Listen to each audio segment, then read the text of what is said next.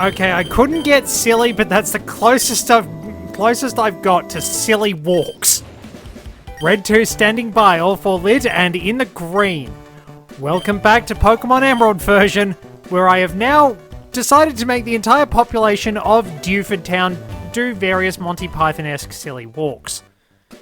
And I forgot to go back and get that item because I just got distracted by seeing what can I make with the easy chat system that's comedic and not rude. Because I'm sure you can make very, very questionable decisions. Give me a moment and away we go.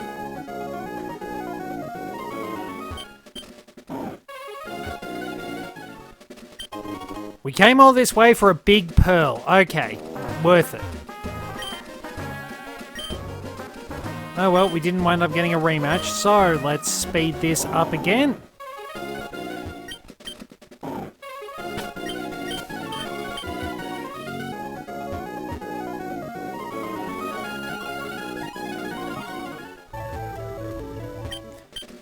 And away we go. We're going to be hearing a lot of the surfing music.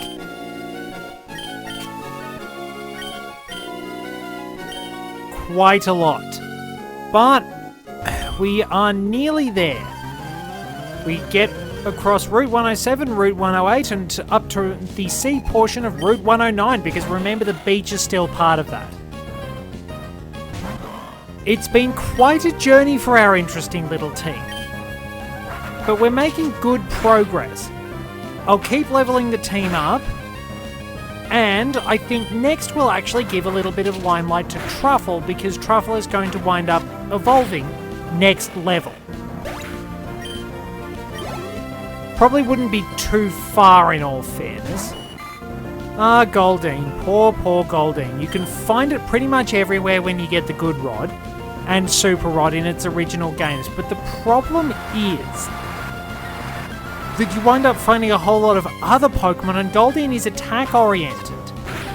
But it's just not able to take advantage of that until Generation 4. It was the only Pokemon that learned Waterfall in Generation 1, which of course you wouldn't know because probably not a lot of people used it. So, because there are lots of mentions of salmon swimming upstream and everything, does it honestly think this is Shedinja? Just confuse it, hurt yourself in confusion, hurt yourself in confusion. I'm not Shedinja. Alright, 5 more levels for Joelle, but she'll reach those pretty quickly.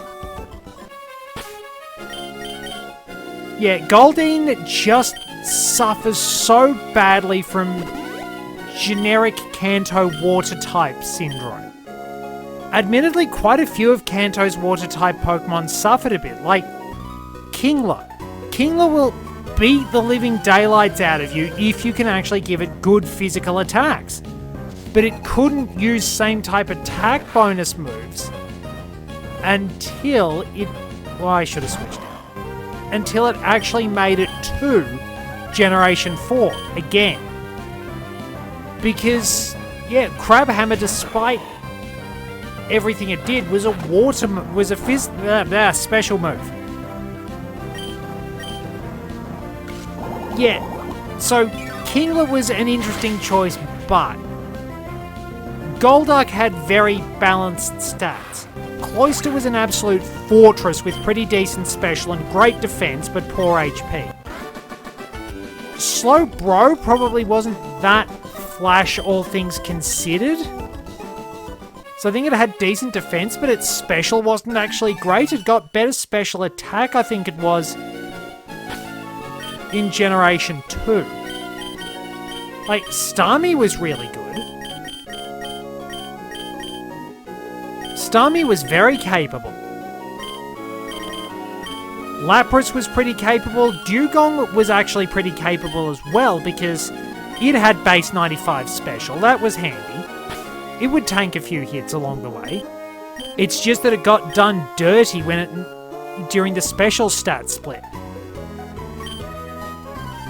So there were lots of water Pokemon that were a bit generic, very well balanced, and didn't stand out very much, especially when compared to other Pokemon with better stats as time went on.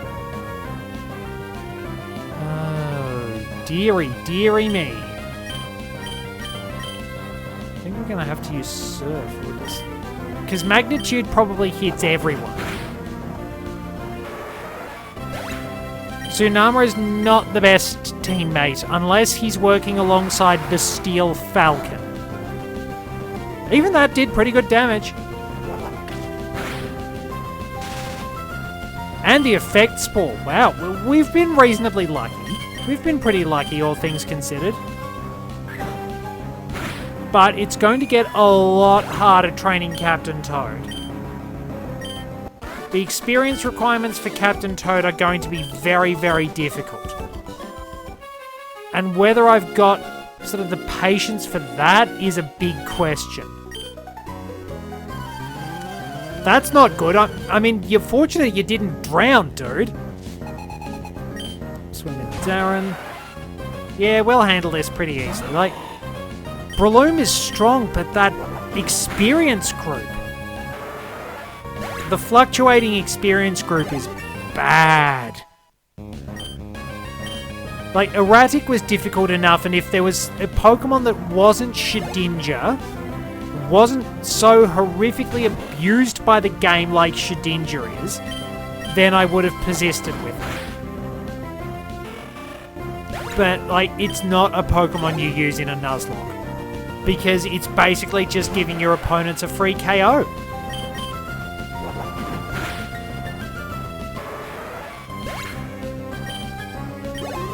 We might be able to stop into the abandoned ship soon too. We can come back there with Dive to get one of the two items that will allow us to evolve Clamperl when it's traded. If it's holding the Deep Sea Tooth, it will wind up becoming Huntail. If it holds the Deep Sea Scale, it becomes Gorbis. Both are pure water, but Huntail leans more towards using physical, sort of a physical leaning and dark type moves, while Gorbis is more special leaning and uses some supplementary psychic moves. They're pretty good. I've still got a Huntail that I had a heck of a battle with in Black and White 2. It took me a long time to reel that thing in. But it just sort of felt right that I have it accompanying... That was meant to be Truffle, but that does allow me to use Earthquake. Nice work, Staryu. Preemptive recover. Or retroactive recover, one of the two.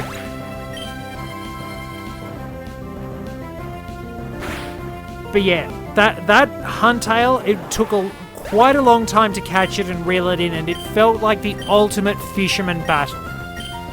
It was splendid, and I loved every moment of it. So that Huntail has been a companion for a little while. Would have been an even better story if it was shiny. Imagine that. We might have some heart scales around here. Maybe at some point I'll wind up finding those. Now, I admit that when it comes to travelling, they kind of made Fly obsolete as an HM in the remakes with soaring. And I'm all for that. The fact that you could land on any route once you reached specific points, I think, made soaring so convenient, and especially at night, the music was beautiful. Like, there are so many things it's weird. There are lots of things I don't like about Omega Ruby and Alpha Sapphire, but there are so many things I love about it too. Like, I don't like its changes to the story. As I've said, I really don't like Wallace's new outfit. But there are fiddly little things I don't like. I love the Dex Nav. And I absolutely love soaring. Admittedly, soaring feels more like something that I love Hoenn for rather than the Dex Nav feeling like it should be a feature in every generation. Like, you know how... But it also does feel a little bit like Hoenn too. Like, you know how some features...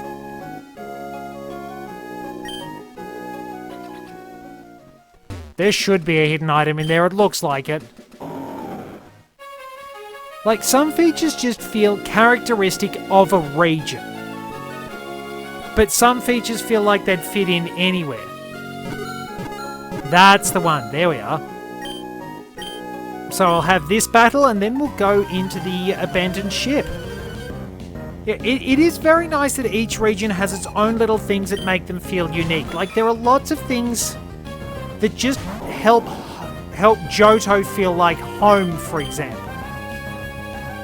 I enjoy so many things about that. It's just like, this is really lovely. It just feels like home. There are so many little things that just make it feel comfortable and welcoming. And I'm sure they'd work in other games, but there's just something special about them being in Johto. And yeah, I'd love it to get a bit more focus and for some of its Pokemon to get a bit of a buff, because honestly, it needs it. I'm always going to be supporting that. I honestly do think that Johto just needs those few more buffs to its Pokemon, polish up the level curve and things, and you've got a fantastic region on your hands. And well, an even more fantastic region. Ooh, rare candy. I thought it was going to be a heart scale. That's handy. So yeah, it's just really, really weird that they haven't done a lot with Johto, despite the fact it's still been such a beloved region. I think there's just a sense of charm, a connectivity with people and Pokemon that Johto just seems to have as something perfect. And its emphasis on tradition too. You could get a lot out of that. It's why, as much as I am looking forward to Legends ZA, I will always be sad that it's not a Johto Legends game, because there's so much you could build on. Anyway, the abandoned ship. I like this a lot more than Seymourville, because, like, Seymourville tying in with all the hubris and whatever.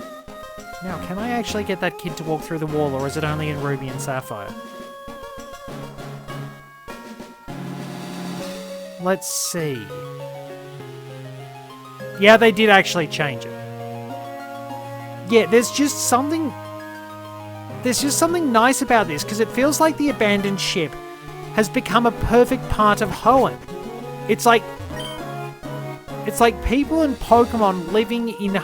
It's another thing... Like, it's another sort of that human-Pokemon harmony connection. It's like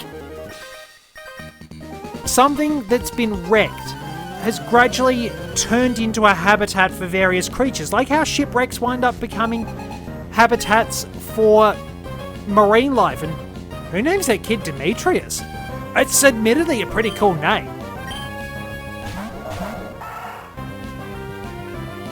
But yeah, I like the idea of the abandoned ship a lot more. Oh, that's right, Air Cutter hits both of them in a double battle. I like the idea of the abandoned ship a lot more than I like Seymourville, because, like, everything with Seymourville, it still ties into that, like, this is Pokemon Amazon.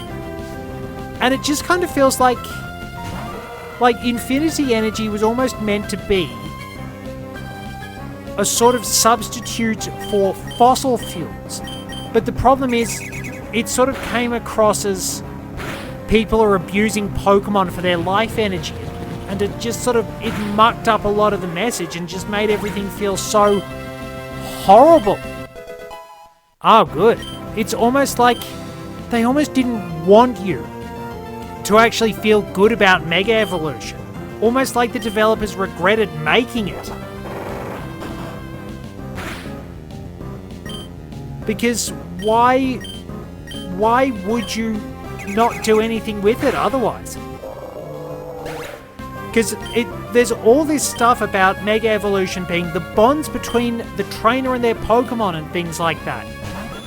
And then you wind up getting, oh hey, here's this Lucario that conveniently likes you because, you know, we didn't shill the fighting furry enough in Generation 4. It's like, what bonds do I have? You've just given me something ridiculously overpowered. And then it's like, yeah, the energy from Mega Evolution is sort of tied to, I don't know, a whole lot of stuff that powers an ultimate weapon and exploitative fuel sources and things like that. And Truffle is evolving. I go from my cute little bouncing pig to Big Pig.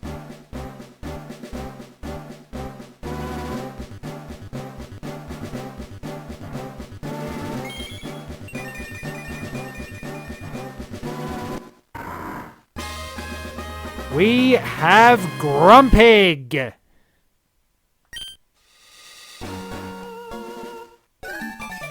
Oh, that's interesting. So, of course, we've got to get our Pokedex out, and we have to present our pig.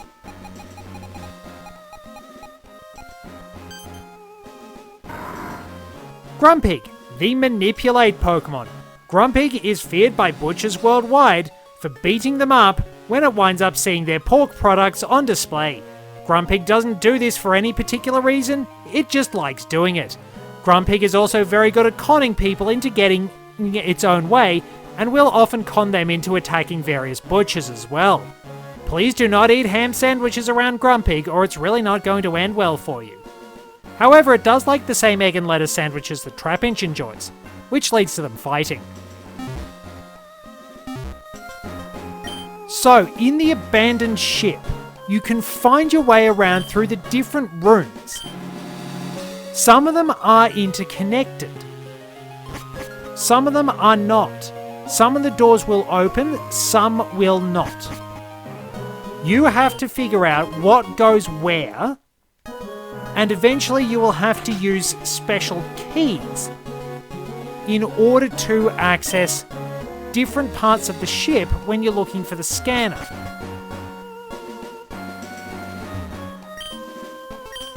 Storage. Alrighty-o.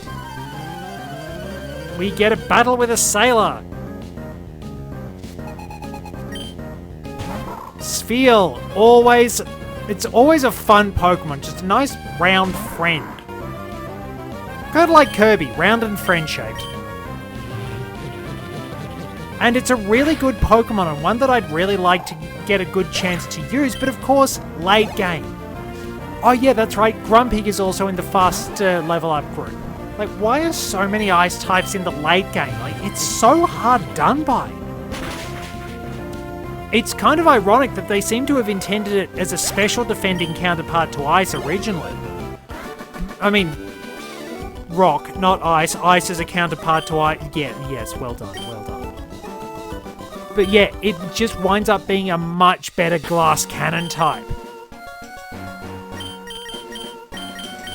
Alrighty. Well, Captain Toad. Give the amulet coin to Captain Toad. And we'll continue exploring. The storage room is where you get Ice Beam. We found a dive ball, which works very well on Pokemon that are underwater. We can probably find some items with the item finder. So, that cabin where you see the water is basically how we wind up getting the scanner. At least it's a path there too.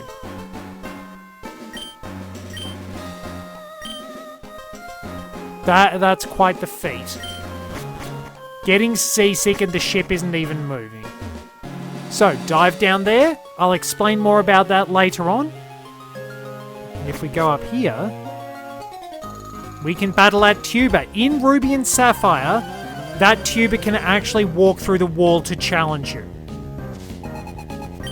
It's strange. It's like that aroma lady I mentioned on Route 118. Captain Toad should make short work of this. Alright, Marill actually tanked that. Fair play. But not doing much damage in return. Huge power really benefited Marill. And we have won. There might be a new trick. I have walked straight into a battle. Strength and compassion, they are indeed trainer treasures. Always be nice to your Pokemon. Oh cool, there's a Ruin Maniac here. I suppose it makes sense because this is probably worth investigating. I mean, who knows how many wonderful bits of history all those old shipwrecks wind up having around them. Like, lots of exploring has been done on various shipwrecks over the years. And they would be fascinating. I remember way back when actually going to see an exhibit. I don't remember heaps, but I do remember going down to Warrnambool and seeing an exhibit on the Mary Rose, which I believe was the flagship of Henry VIII. Sort of everything they'd brought up, all the artifacts they'd preserved. Fascinating. Truly fascinating stuff. You just get such an interesting insight into what happened. So many little snapshots of the time as well. It's like, it's amazing. It's like there's so much tragedy. Because you know that lives have been lost when ships are sunk. But when you do find those ships, not only do you get an insight into history, there's the sense of closure too. Being able to put those people to rest as such. I do have an antidote somewhere. But anything that gives me the opportunity to learn is always going to be important. Oh, we got another double battle.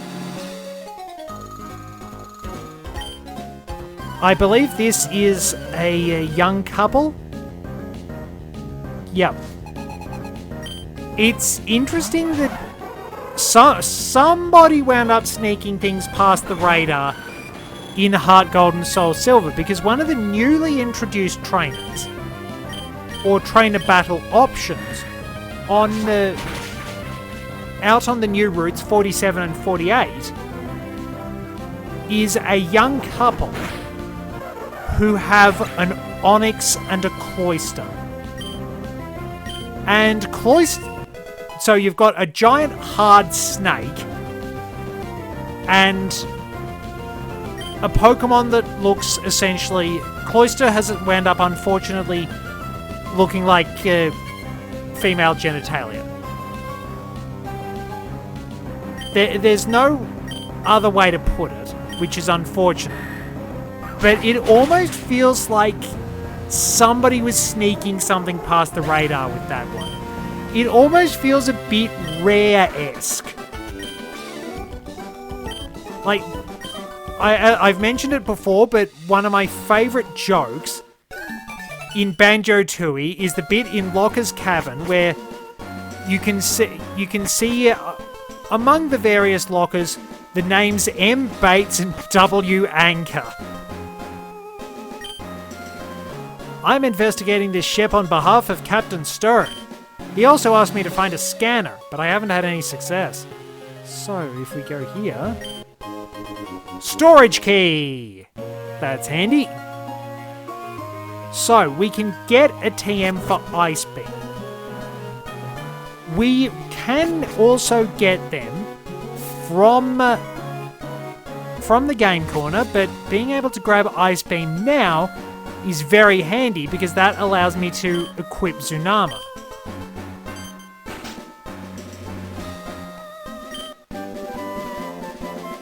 Yep, TM13 Ice Beam. So, as I said, that is equipment for Tsunama, and I can teach a few other things to other Pokemon. Well, that's cool. I didn't realize Duskull could learn Ice Beam. I mean, it's not going to be useful. We will remove Magnitude for now. So, we've got some good endgame quality moves on Tsunama. Can anyone learn Overheat? No, not surprising.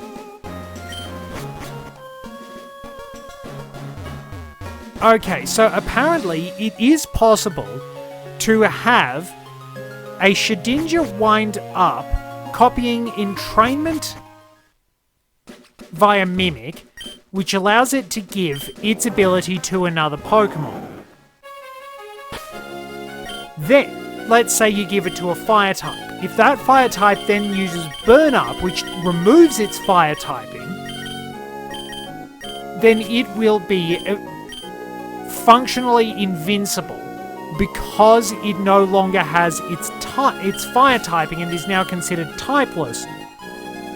No damaging attacks will be able to hurt it. It can still take poison damage and things like that, but it's functionally invincible. Really, there are really weird workarounds, but it's also worth noting that they probably don't have Shedinja in Scarlet and Violet because of terrestrialization.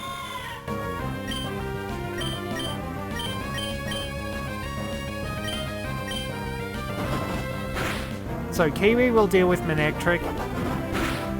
Captain Toad will put Wingull out of the action. We're pretty set on our battles.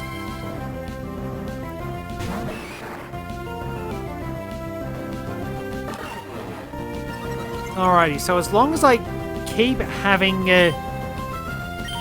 Kiwi attack Manectric with Secret Power not making contact, very helpful. Really good finding that out. Jeez, it's such a good move though. We have multiple Manectric. Very nice. Meanwhile, Captain Toad is just wiping out the Sailor's Pokemon.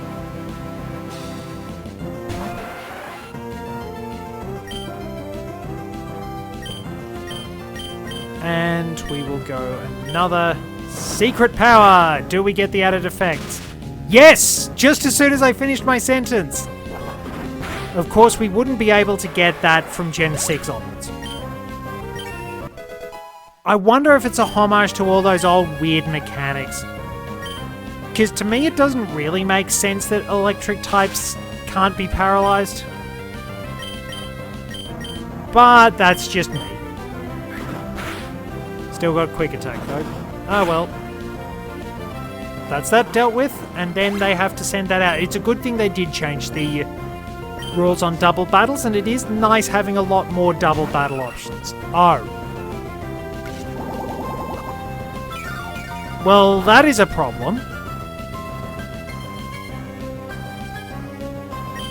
Rightio. Well, one Mark Punch and a Secret Power. Alright, Captain Toad, just take care of everything. Well done, good Captain. Well, nice work. We have explored a ship, we have made a grown man cry, and... Unless he's doing Waluigi impressions and it's not actually wah as in crying, but wah. That sort of thing. So, you know what? We are just about ready to go on to the next part of the route, and we can have that happen in the next episode. Thank you very much for joining me. Till next time, this is Red 2, returning to base.